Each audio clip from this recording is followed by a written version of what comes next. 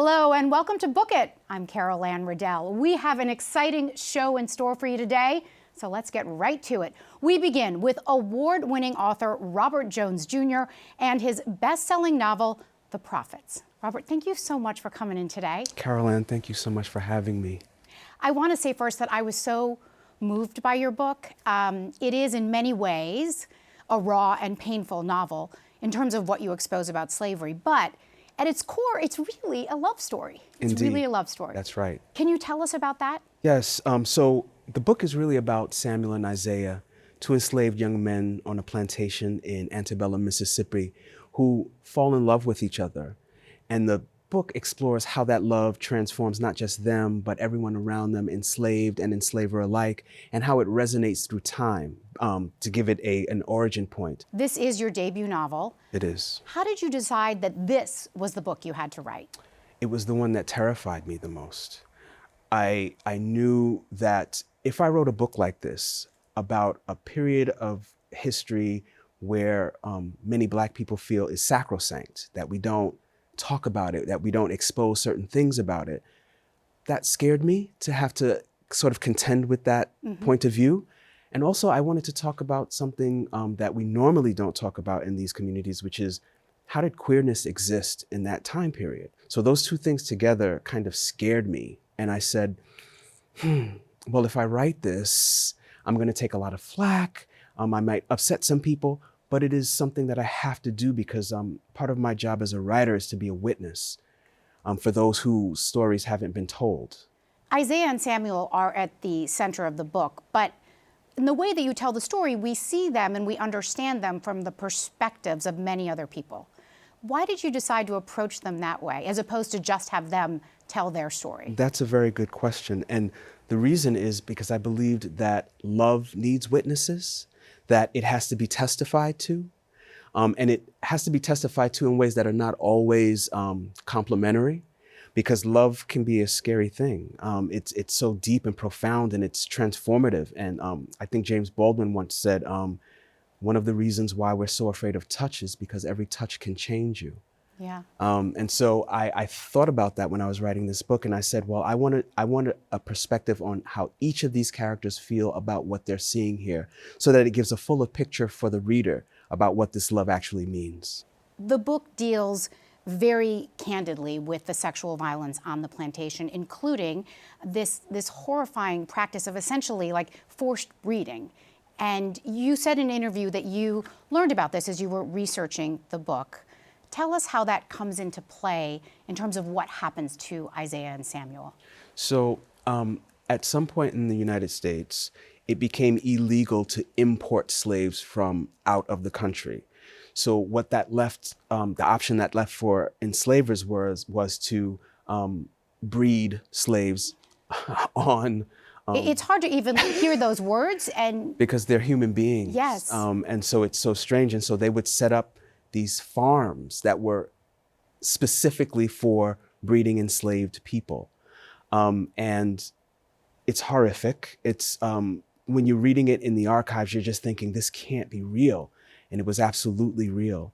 And so in order to ensure that you got the optimal number of new slaves, you had to ensure that the men and the women were producing as much as they possibly could. And if you were homosexual, you would not be able to produce, so you had to be forced to be heterosexual. And that's how that comes into play in the novel, because Samuel and Isaiah are kind of like, I don't want to do this because I love you, not all of these other people. Yeah, it's hard for me to also understand how we don't know more about that chapter of history. And currently, we're trying to erase it even further in this country. I want to talk a bit about the women in the book, because in some ways, to my reading, they are victimized twice. They are enslaved, and to some degree, they're also victimized by just men generally, the men around them. And yet, at the same time, the women are such strong characters. These are the women in my family. I had the great fortune of growing up with about 3 generations, maybe 4 generations of women in my family. My siblings, my mother, my grandmother, my great-grandmother, and my great-grandmother's sisters in particular. My grandmother was one of 11 children, my great-grandmother. Wow. And her eldest sister, Annie, was who I visited every summer as a child in South Carolina. And she would take me on her porch and show me how to shuck corn and snap peas and to plant and to harvest. She lived right across the street from a cucumber patch, which was huge. And she taught me a really, really great deal about self-reliance. She built her own house with her own bare hands. My goodness. And she protected herself. She would walk the roads of South Carolina with a razor blade in her jaw, just in case anything jumped out at her, whether man or beast, to protect herself. They were self-reliant women who did not believe in being dainty or knowing a woman's place. They were not those kinds of women. And that was what really inspired me when I was writing all of these characters. I was thinking of Annie and my Aunt Maggie and Feedy and all of the sisters well, when I was writing comes through. It really comes through. So you are a Brooklyn College alum, and you also got your master's degree there. I did. But you were not a traditional college student. Tell us a little bit about that journey and how you ended up here. So after I dropped out of high school and got my GED at maybe 18 years old, 17, 18 years old, I knew I had to go to college because that's the next logical step. But I was unprepared. I didn't know what I wanted to do. I had no clue. I took psychology because I thought that would be respectable, flunked out, tried again, flunked out, tried again, flunked out. And then at 31, I heard on the Oprah Winfrey Show that you should follow what you know is your purpose, the thing that you've been escaping your entire life. And for me, I've been writing since I was 6 years old. It's the thing that brought me the most joy, but I never thought of it as a career. But at 31, I went back to Brooklyn College and said, this time I know why I'm here. Lowest grade I got was an A- the entire time. I just love that story. I love that story because it's inspiring, and it also speaks to so much of what I think this university does well, which is to really embrace that non-traditional path. I can't think of another institution that has that sort of community that's so embracing and so open. I felt at home immediately upon re-enrolling in Brooklyn College. So as we mentioned, The Prophets is your debut novel. It has been widely praised, a New York Times bestseller, a finalist for the National Book Award. I mean, your first book. Yeah. What has all that been like for you? Unbelievable and overwhelming. It's so hard to internalize it. I almost can't believe it. When I'm hearing you say it, I'm like, who is she talking about? It's a dream, and I'm so entirely grateful, but it's so hard to internalize. And it took you 14 years to write, is that correct? 14 years. Because as an undergrad, I had 3 part-time jobs. As a grad student, 2 part-time jobs. And when I graduated, I had a full-time job. So I had to find the perfect time to write, which was the magic hour, 3 a.m. Oh my goodness. I would write for an hour, and it took 14 years. The acknowledgement section in your book, Robert, is very long. It's almost like another chapter. Yes. And I heard you say in an interview that there was a reason for that, at least partially based on the fact that you had gotten some news about your health while you were writing the book, and you wanted to make sure that everyone was thanked. The day that I walked into Putnam, who is the publisher of The Prophets, I was on the phone with my doctor, who told me they confirmed that I have multiple sclerosis. And immediately my mind goes to the darkest place. What if I don't survive this? If I indeed don't survive it, I need everyone to know who has ever touched my life in a positive way, who has ever encouraged me, who has ever loved me, that I appreciate and I'm totally grateful for that support. And so that acknowledgement section, which for me is really the final chapter of the book, is my ode to all of those people. And I hope you're doing well now. I am. I am on a really great treatment that has really helped me with the symptoms and my health. I've never been healthier, in fact. That's terrific. And you're writing another book. I am writing another book. I'm 70,000 words into my second novel, which is more contemporary than The Prophets was. And hopefully I'll be done within the next year or 2. Not 14 years this time. Not 14 years this time. That's wonderful. Just a last question for you, because I'm curious about this. Who exactly are the prophets? The prophets are anyone in the world who can tell us something about ourselves to help us move ourselves out of a degraded space into one that is more human, more loving.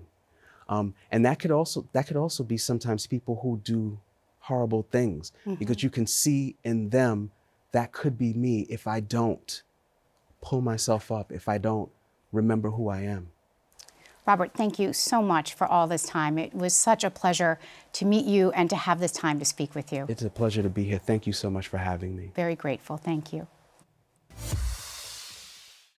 Now we go to a new segment here on Book It. Last month, we introduced you to Adrian Cepeda, a bookstore owner, CUNY grad, and podcast host. You may also know him as Book Papi on TikTok, where he talks books and reading to tens of thousands of followers. Adrian is joining us as a regular contributor, and today we bring you his first interview for CUNY TV. Let's head to our podcast studio for that.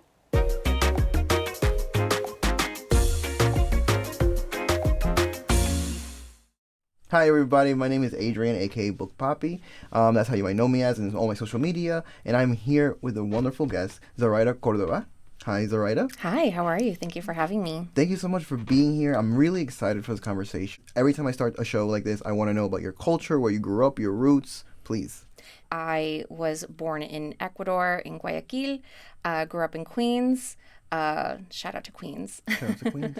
I started writing when I was 13 and started publishing in 2012.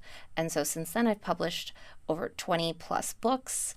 My latest releases are Kiss the Girl, which is a retelling of Disney's The Little Mermaid, and Mermaids Never Get Old, which is an anthology which I co-edited with Natalie C. Parker. A very mermaid year. Yeah, it's a very, very mermaid year for me. I dabble in comics for Marvel. I've written several Star Wars novels and short stories. Awesome, awesome. And you briefly mentioned it, but you've written so many different books, so many fantasy, sci-fi books. It's incredible. You said you've always wanted to be a writer. Mm-hmm. When did you start writing fantasy? Like, when did you start making up worlds, making up characters? I mean, I think I always made up worlds, but I wrote in the contemporary. So I'm a product of New York Public Schools, PS 95, IS 59, Van Buren High School. Shout out to y'all. And Hunter, right? So Hunter College. And so I started when I was in high school, when I was in junior high school, a teacher gave us an assignment to write a 3-page extra credit story. And I didn't have a computer yet. So I had to go to my friend's house to borrow her computer. And there I wrote a novelization of my best friend's breakup with her boyfriend, but I just didn't do a very good job at changing people's names. So like Christine was Christina, and it just aired out all the secrets. I aired out all the secrets. Nobody wanted to be my friend because of that. So I realized, okay, I can fictionalize things. But fantasy really, really came to me when I was 13, and I found a book about a teenage vampire by an author who was also 13 when she got published. Wow. So I was like, oh my God, I thought you had to be like a dead white man to write a book, because those are all the books that we were given in school.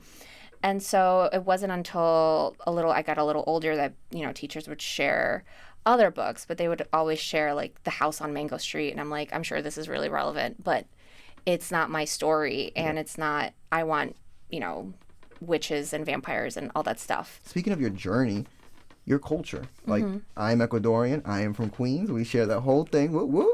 Queens I love here. it. You can see my sweater. How is the culture affected? Because I know that you and I most likely lived the same life, where we didn't read a lot of Ecuadorian stories growing up. Even I was born and raised here, and I never read a story that had Ecuadorian characters. Yeah. I know in the beginning of your writing, you snuck in like they were half Ecuadorian, and now you wrote Inheritance of a.k.a. Divina, full Ecuadorian. We're in Ecuador. We're in Guayaquil. Yeah. So please talk to me about how your culture has affected and how important it is for you to interject our culture and the Latinx culture into these books. Yeah. So when I was 18, I interned at a literary agency, and the junior agent, who was like, I'll represent you if you finish a book. And I was like, great, I will finish a book. So I wrote a book. That book was a thinly veiled autobiography of a rebellious 15-year-old Ecuadorian girl who didn't want to have a quinceañera. So she had to throw like a punk rock quinceañera.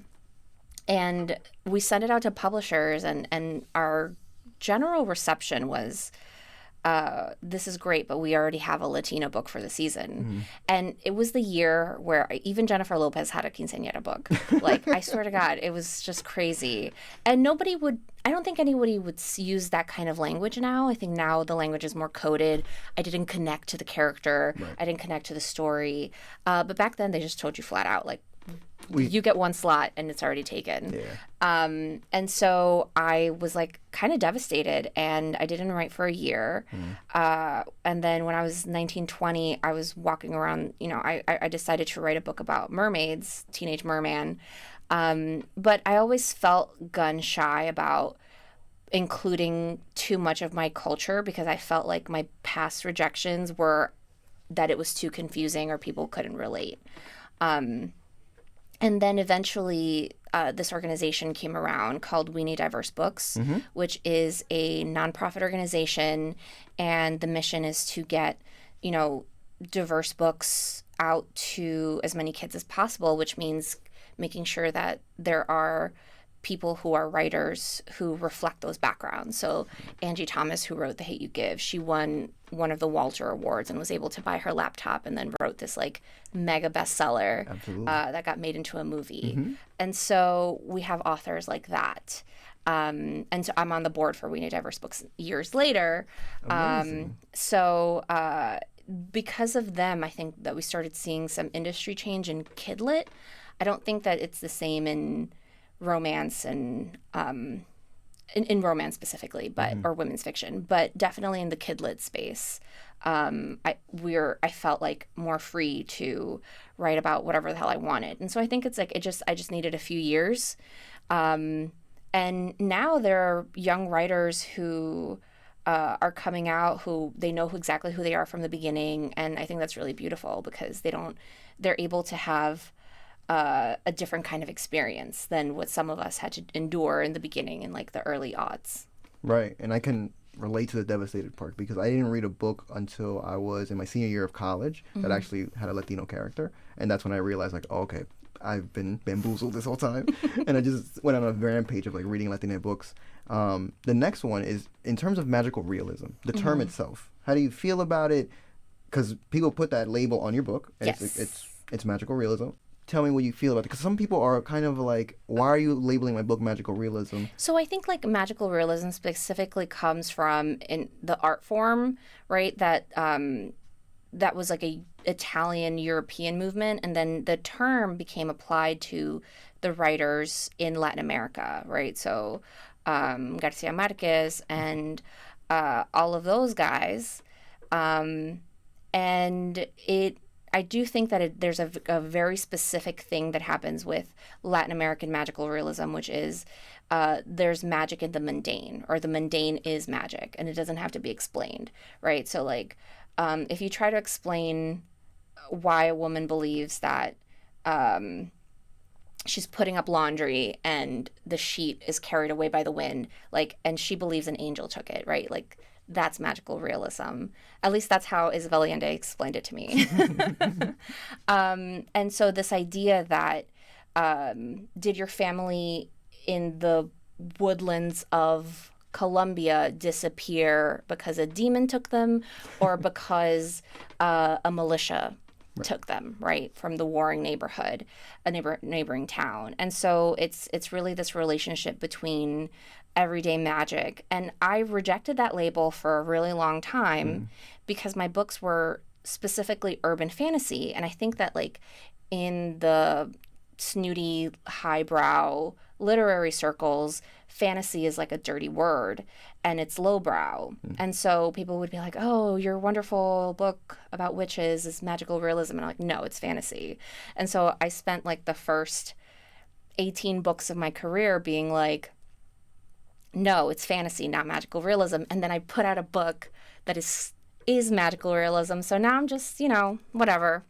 Call it whatever you want. But now I'm like, okay, now it works. Now it works. Now it's the appropriate title. Now it fits. So. Awesome. Thank you so much, Zoraida. Thank you so much for doing this. This is an honor. Thank you for having me. This is great. Known you I've read your books for so long. People love your books. People have been buying your books for so long. So yeah, thank you so much. I truly appreciate it. Thank you. I appreciate it too. We are back with a new installment of How I Did It, because we love learning how accomplished professionals in the book world got their start, and we hope you do too. Hi, my name is Madeleine Morel, and I am a literary agent who specializes in ghostwriters.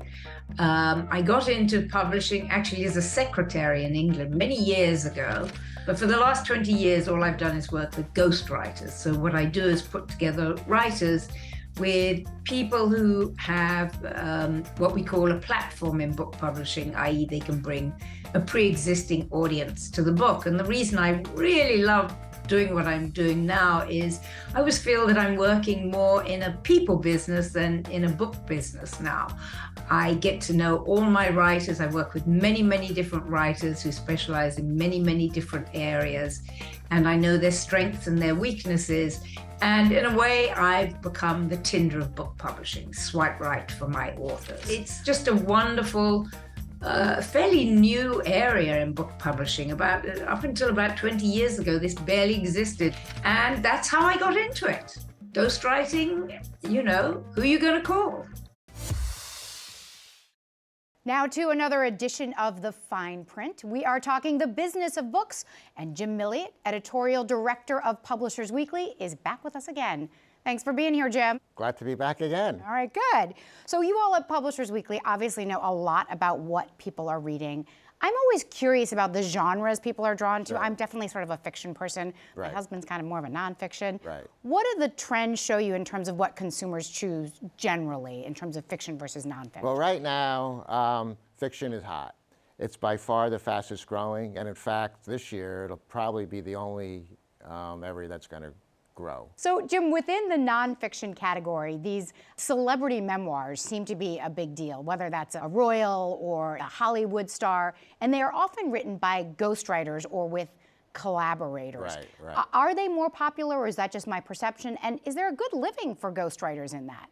Well, let's see. We'll take it one at a time. We have 1 million copy bestseller already, and that is Spare. Right. So, and that was ghostwritten. And I'm sure the ghostwriter made a nice living out of that. But there's not a lot of those type of jobs. But you're right in your supposition in that most celebrity books are ghostwritten. What about YA? Young adult fiction is an area that I keep reading is a big growth area. Is that true? Yeah, 100%. And part of this is also something else that's been a huge growth driver, graphic novels. Right, graphic novels, sure, yeah. Dave Pilkey, his Dogman series, he was a huge bestseller last year. Scholastic publishes dozens and dozens of graphic novels, and Scholastic's a children's publisher, and they all are on bestseller lists. It's been a phenomenal growth thing. I mean, from children as well as adults, graphic novels over the last 3 years has really exploded. And the young adult sector, though, Jim, I mean, is that something that is relatively new versus sort of what we think of as traditional children's 100%. literature? Yeah, it's definitely written towards upper teens, young 20s, and it really exploded with Harry Potter. It became its whole thing, right? A real total thing. There really wasn't a young adult section in publishing until that came along. It was just children's, and then the powers that be decided we should carve it out and give it its own identity. Which is interesting, though, because it really is a separate market, right? Oh, 100%. And a lot of adults are reading YA, young adult, There's a lot right? no question about that. And another thing that was actually good, and I think we're still seeing, is that a lot of people who get into young adult keep reading.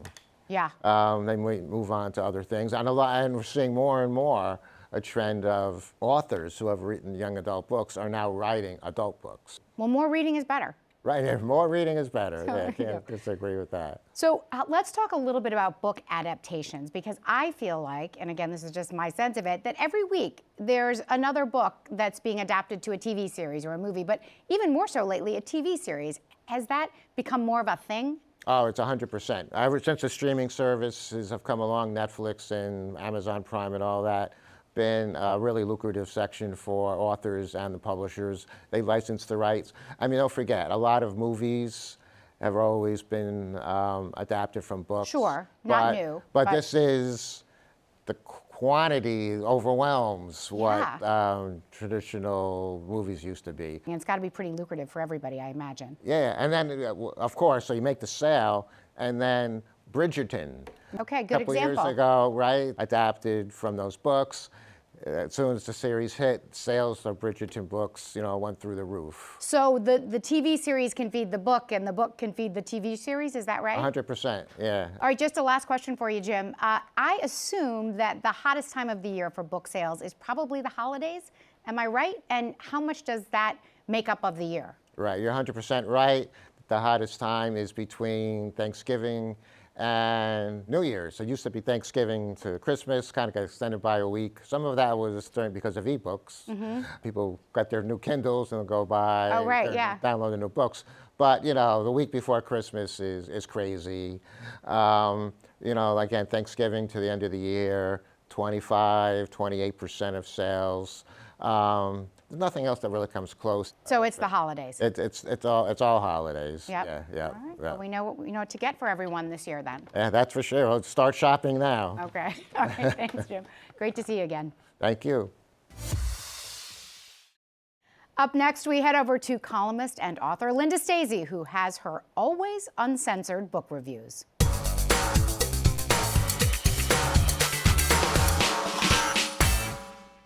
The Guest by Emma Cline is both beautifully written and relentlessly grim. So what do I mean by that? Well, make no mistake, Cline is a great writer. She's literal and often literally wonderful. But unfortunately, her words in this book, they're encased in a dark cloud of ugly. The Guest is the story of a young, aimless woman named Alex, a former prostitute, whose entire background is described as upstate and quite normal. Not exactly the kind of description that means much. Thing is, even though this story takes place in the present, Alex is like something out of the 1950s. She only exists for the men who keep her in the style to which she'd love to become accustomed. Anyway, Alex is also so self-destructive and worried she'll lose the good life once she gets with a rich sugar daddy that she finds good ways to destroy it.